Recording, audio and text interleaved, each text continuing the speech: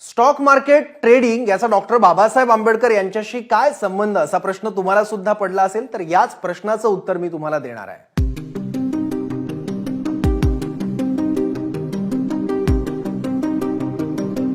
आजही आपल्या अवतीभोवती अशी बरीच मंडळी आहे की माहितीचा अभाव म्हणा किंवा सजगता नसल्यामुळे गुंतवणुकीसाठी शेअर मार्केटचा पर्याय ते निवडत नाही. शेअर बाजाराबद्दल सुस्पष्ट माहिती उपलब्ध असताना सुद्धा स्टॉक मार्केटमध्ये गुंतवणुकीसाठी त्यांचं धाडस होत नाही. पण जवळपास 107 वर्षांपूर्वी एका मराठी माणसाने स्टॉक मार्केट इन्व्हेस्टमेंट कन्सल्टन्सी स्थापन केली होती असं मी तुम्हाला म्हटलं तर तुम्हाला विश्वास बसणार नाही, पण हे खरं आहे. ज्या स्टॉक मार्केटमध्ये मराठी माणसाचा टक्का वाढण्यासाठी 2021-22 उजाडावं लागलं, त्याच स्टॉक मार्केटमध्ये डॉक्टर बाबासाहेब आंबेडकरांनी 107 वर्षांपूर्वी पाऊल ठेवलं होतं. डॉक्टर बाबासाहेब आंबेडकरांच्या व्यक्तिमत्वाचे अनेक पैलू आहेत. एकाच आयुष्यात त्यांनी फार वेगवेगळ्या भूमिका बजावल्या, ज्या भूमिका आज सुद्धा सगळ्यांसाठी आदर्श मानल्या जातात. ते एक उत्तम वक्ते होते, राजनेता होते, पत्रकार, संपादक, लेखक, संशोधक, समाज सुधारक सुद्धा होते. पण आज त्यांच्या आयुष्यातल्या आणखी एका पैलूबद्दल आपण बोलतोय, तो म्हणजे बाबासाहेब आणि स्टॉक मार्केट. 1917 मध्ये बाबासाहेब आंबेडकर हे कोलंबियातून शिक्षण घेऊन भारतात परतले आणि आल्यानंतर लगेच त्यांनी एका कंपनीची स्थापना केली. कंपनीचं नाव काय होतं तर कंपनीचं नाव होतं स्टॉक अँड शेअर्स. कंपनीचं ऑफिस होतं दलाल स्ट्रीटवर, जिथे आज बॉम्बे स्टॉक एक्सचेंजची भव्य इमारत उभी आहे. विशेष म्हणजे तेव्हा बाबासाहेबांचं वय होतं फक्त 26 वर्ष. इतक्या लहान वयात देशात इतकी सामाजिक प्रतिकूलता आणि आर्थिक विचारांबाबत सजगता नसताना सुद्धा त्यांनी काळाच्या किती पुढचा विचार केला हे आपल्याला यावरून कळतं. आजच्या काळात स्टार्टअप वगैरे परवलीचे शब्द झाले आहेत, पण 100 वर्षांपूर्वी 107 वर्षांपूर्वी बाबासाहेबांनी एक कंपनी स्थापन केली आणि तीही शेअर मार्केट कन्सल्टिंग बद्दलची.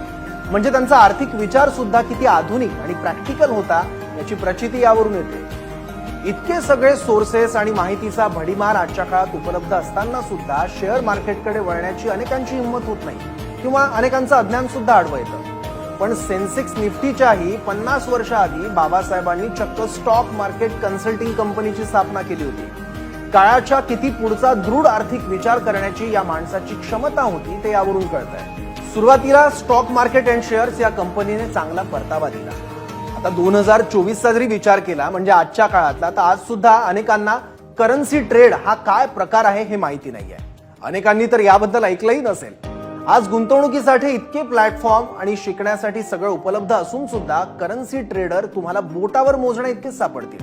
पण स्टॉक मार्केट सोबतच बाबासाहेबांनी करन्सी ट्रेडिंग सुद्धा केलेलं आहे आणि तेही इथून 100 वर्षापूर्वी. एकदा बाबासाहेबांना गुंतवणुकीसाठी पैसे हवे होते, पण ते त्यांच्याकडे नसल्यामुळे त्यांनी त्यांचे पारसी मित्र नवल भाटेना यांच्याकडे 2000 रुपये मागितले.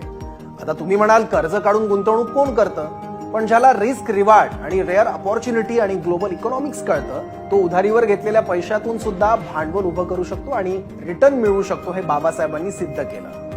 मुद्दा असा की येत्या काळात जर्मन चलनाचा भाव वाढेल याचा अंदाज बाबासाहेबांना आला होता आणि त्यासाठीच मित्राकडून घेतलेले पैसे त्यांनी करन्सीमध्ये गुंतवले आणि काही दिवसातच खूप चांगलं प्रॉफिट त्यांनी कमवलं आणि उधारीचे आपले पैसे सुद्धा परत केले. इतकंच नाही तर शाहूजी महाराजांकडून त्यांनी 200 पाऊंड घेतले होते, पण यावेळेस रुपयाच्या तुलनेत पाऊंडचा भाव पडल्यामुळे त्यांच्या पदरी काहीशी निराशा आली. एकंदरीत त्यांची जी कंपनी होती त्या कंपनीचं काम जबरदस्त सुरू होतं, पण इथून 100 वर्षाआधी गुंतवणूक करणारे साहजिकच उच्चवर्णीय होते.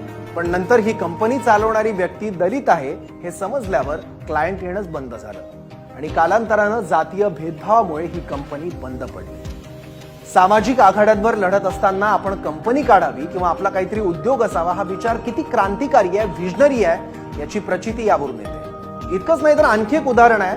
बहिष्कृत हितकारिणी सभा बाबासाहेबांनी 1924 मध्ये स्थापन केली आणि त्याचे जे काही उद्दिष्ट लिहिले होते त्यामध्ये असंही त्यांनी लिहिलं होतं की उद्योजक तयार करणं हे सुद्धा आपलं एक उद्दिष्ट आहे. इतकंच नाही तर कृषी आणि औद्योगिक कौशल्यांसाठी प्रशिक्षण देणं हे सुद्धा याच्या उद्दिष्टांमध्ये लिहिलेलं होतं. बाबासाहेबांनी त्यांच्या मित्रांना एकदा एक पत्र लिहिलं होतं आणि त्यात बाबासाहेबांचा मुलगा यशवंत आणि पुतण्या मुकुंद या दोघांना बँकिंग आणि किरकोळ व्यापार शिकवा असं बाबासाहेबांनी म्हटलेलं होतं. त्यामुळे आर्थिक विचारांच्या बाबतीत बाबासाहेबांचे विचार किती स्पष्ट होते ते यावरून कळतं.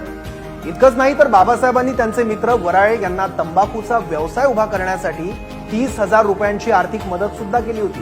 आणि इतकंच नाही तर मालाला बाजारपेठेत खरेदीदार मिळावे म्हणून त्यांनी अनेकांशी पत्रव्यवहार सुद्धा केला होता.